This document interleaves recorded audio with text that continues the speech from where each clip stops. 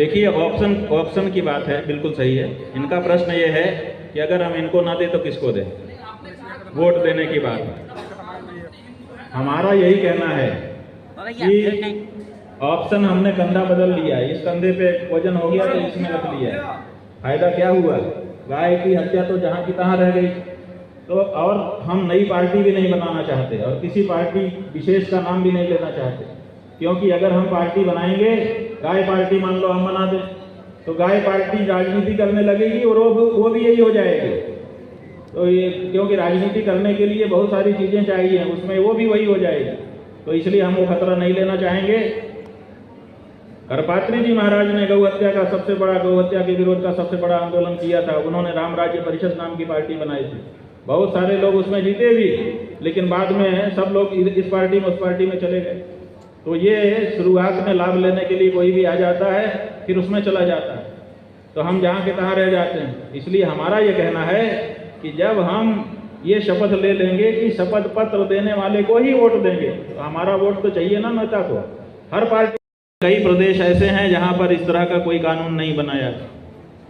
हम समझते थे कि ये शायद वहाँ के लोगों का विचार होगा, इसीलिए वहाँ कानून नहीं बना है। लेकिन जैसे जैसे और समझ बढ़ी गाय के बारे में, तो हमको समझ में आ गया कि ये लोगों की बात नहीं है, ये नेताओं की चतुराई है। क्या चतुराई है? कि जहाँ पे ज़्यादा लोग गाय के बारे में भावना रखते हैं, वहाँ पर गाय के रक्षा का कानून बना दो और बाकी जगह पे खुला छोड़ दो।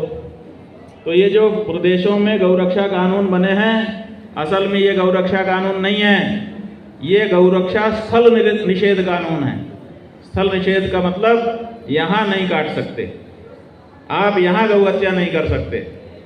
इसका मतलब है यहाँ नहीं कर सकते मतलब वहाँ ले जाके, ये तो वैसे ही बात हो गई कि जैसे कोई अपने घर में हो, कहीं इस कमरे में नहीं कर सकते, इसका मतलब है दूसरे कमरे में कर सकते हो, तो वहाँ चले जाओ। तो इसी कारण से ट्रकों में गायों को भर करके एक प्रदेश से दूसरे प्रदेश में ले जाया जाता है और वहाँ पर गौ हत्या कर दी जाती है।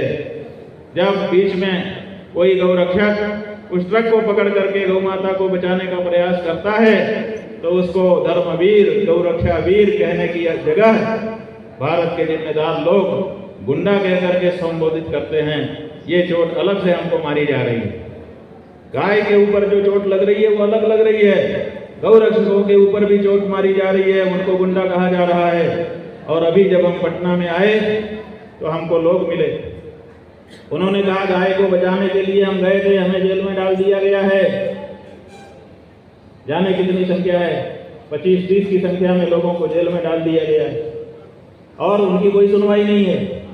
वो गुंडे हैं, और अगर वो गुंडे हैं, इसका मतलब है आप उनके ऊपर कानून लगा रहे हैं, आप उनकी भावनाओं को निकलने का, प्रकट होने का अवसर नहीं दे रहे हैं। इसका परिणाम जानते हैं? जब कोई शुद्ध भावना से कोई कार्य करने चलता है और उसको दबाया जाता है तो बहुत बड़ा विस्फोट होता है। इसलिए जब कुकर में गैस बनेगी और सीटी से निकल जाने का उस भाप को अवसर होगा तो कुछ नहीं होगा, और अगर कोई सीटी आपने नहीं रखी, अंदर की भाप को बाहर निकलने का रास्ता बंद कर दिया, तो पूरा कुकर फटता है। तो ऐसा ना हो जाए कि गौ रक्षकों के ऊपर अन्याय करके आप उनको और भी ज्यादा उत्तेजित कर दें और आने वाले दिनों में कुछ दूसरा ही दृश्य हो जाए। तो ये सब परिस्थिति है जिस पर किसी भी देश प्रेमी को विचार करने की आवश्यकता होती है। तो हम ये चाहते हैं कि हम स्वयं आगे बढ़ करके सभी प्रदेशों में जाएं और जा करके वहाँ जब गौ ध्वजा की स्थापना करेंगे तो स्वाभाविक रूप से वहाँ पर भी गाय की चर्चा चलेगी। एक बार चर्चा तो चले, जब चर्चा चलती है तब उसके सभी तथ्य सामने आते हैं, और जब सामने आते हैं तो लोगों के दिमाग में वो घर करने लग जाते हैं। देश के बहुसंख्यक लोगों की जो भावना है उसकी अनदेखी नहीं की जा सकती। लोग ये कहते हैं कि हम अल्पसंख्यक हैं, हमारे यहाँ ये नहीं होगा। हम कहते हैं कि ये देश पूरा एक है कि टुकड़े टुकड़े कई देश हैं। भारत एक देश है कि कई कई देशों का एक संघ है। ये सोवियत संघ नहीं है, यहाँ पर प्रदेशों का कोई संघ नहीं बना हुआ है। ये पूरा देश एक है। एक देश एक चुनाव की बात की जा रही है। हमने ये कहा है कि अगर एक देश एक चुनाव चाहते हो तो बहुत अच्छी बात है, लेकिन एक देश तो गाय के बारे में भी पूरे देश में एक कानून बना दीजिए। और गाय के बारे में एक कानून अगर पूरे देश में नहीं बना सकते तो फिर इस देश को एक कहना छोड़ दीजिए, ये संभव नहीं है। तो ऐसी परिस्थिति में गौ माता के बारे में जो हमारा शास्त्र कहता है, हमारा वेद कहता है, हमारे पुराण कहते हैं, हमारी परंपरा कहती है, हमारा इतिहास कहता है, उसको लोगों के सामने लेके जाना पड़ेगा, बताना पड़ेगा। आज महाराष्ट्र में शिवाजी महाराज की एक मूर्ति हवा में गिर गई तो पूरे देश में चर्चा शुरू हो गई। ये जो शिवाजी हैं, ये शिवाजी क्यों बने? क्योंकि 17 साल की उम्र में जब वो बाजार में चले जा रहे थे तो ये कसाई एक गाय को पकड़ करके खींचता हुआ लेके जा रहा था। गाय उसके साथ जाना नहीं चाहती थी और वो बलपूर्वक खींच रहा था, रस्सी गले में बांध करके। शिवाजी इससे नहीं रहा गया। बाजार में दूसरे भी लोग थे, लेकिन सब डर रहे थे कि वो शासक का आदमी था।